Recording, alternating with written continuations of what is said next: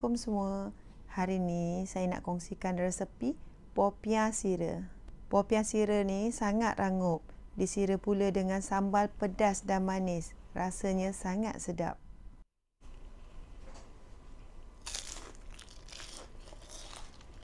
Jom tengok cara membuat dan tips untuk menghasilkan popiah yang sangat rangup dari pagi sampai ke petang. Mula-mula kita sediakan inti. Ambil setengah biji sengkuang. Sengkuang ni saya sangat memanjang. Kalau nak dihiris nipis pun boleh je.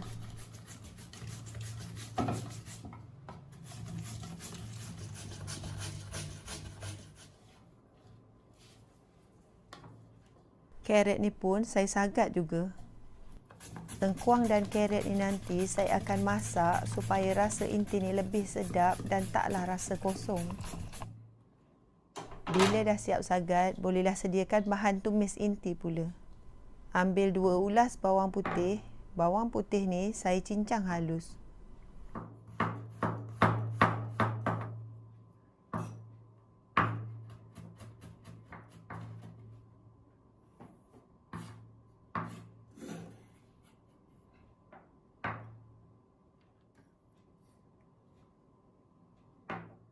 Udang ni pun saya cincang halus.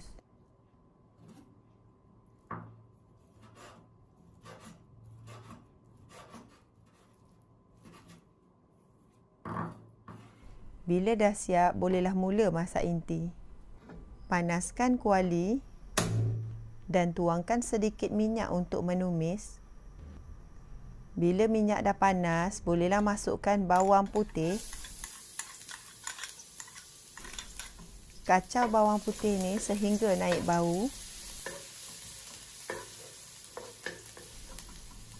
Kemudian masukkan udang yang dah dicincang halus tadi.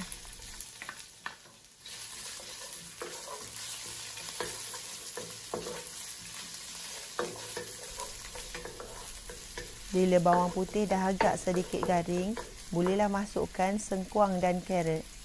Untuk inti ni, saya hanya suka letak sengkuang dan carrot. Kalau anda tak suka sengkuang, anda boleh je tukar kepada tauge ataupun kobis. Bergantung kepada selera masing-masing. Kacau semua sebati dan menjadi layu. Kemudian, masukkan sedikit garam. Bila sengkuang dan carrot dah layu, bolehlah angkat dan salingkan ke dalam bekas. Inti ni biarkan sejuk dahulu ya sebelum digunakan. Okey, langkah seterusnya kita akan buat gam untuk kulit popiah. Ambil sedikit tepung gandum dan tambahkan dengan sedikit air. Biar air tepung ni sedikit cair supaya mudah digunakan. Kemudian bolehlah kita mula menggulung popiah. Ambil sekeping kulit popiah dan letakkan 1 sudu besar inti tadi. Pastikan inti ni dah sejuk ya. Gulunglah popiah seperti biasa. Pastikan popiah ni digulung dengan kemas dan sedikit ketat. Supaya bila kita goreng nanti, popiah ni kekal rangup dari pagi hingga ke petang. Bila dah nak siap digulung, bahagian hujungnya letakkan sedikit bancuhan air tepung tadi supaya popiah ni tak akan terbuka bila digoreng.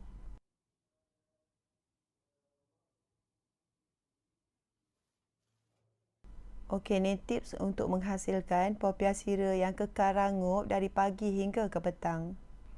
Yang pertama, pastikan inti kering dan dah sejuk sebelum digunakan supaya kulit popiah tetap kering selepas digoreng. Yang kedua, popiah ni hendaklah digulung dengan kemas dan agak sedikit ketat. Barulah popiah ni akan kekal rangup walaupun dah sejuk. Ramai yang tanya kenapa popiah dah tak rangup dan lembik bila dah sejuk. Puncanya inti yang digunakan basah dan gulungan popiah pula tak padat dan longgar. Jadi pastikan inti yang digunakan sedikit kering dan gulungan sedikit padat dan ketat. Barulah popiah ni akan kekal rangup dari pagi hingga ke petang.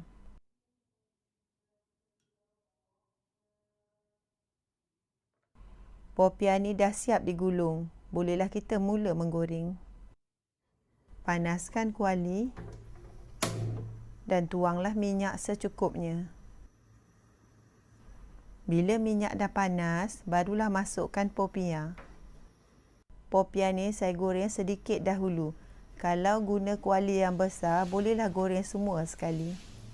Gunakan api sederhana besar ya untuk menggoreng popiah ni.